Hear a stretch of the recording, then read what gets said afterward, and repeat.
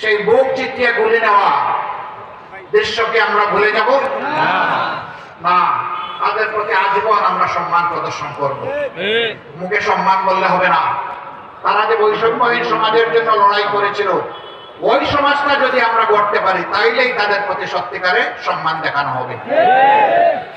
এই জন্য বাংলাদেশ জামাত ইসলাম চায় একটা বৈষম্যহীন সমাজ, যেখানে নিচতলায় আর গাছতলায় ওরকম মানে মাথার গাছের মাথা আর তার নিচ এত ব্যবধান থাকবে না।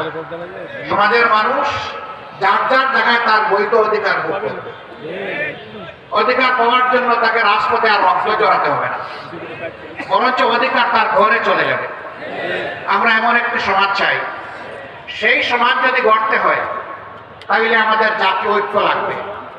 আমাদের সমাজকে দুর্নীতি মুক্ত করতে হবে, আমাদের সমাজে সামাজিক সুবিচার কায়েম করতে হবে, আমাদের সমাজকে মানবিক সমাজে পরিণত করতে হবে, আমাদের জনগণের বিশেষ করে আমাদের যুবকদের হাতকে কর্মীর হাতে পরিণত করতে হবে।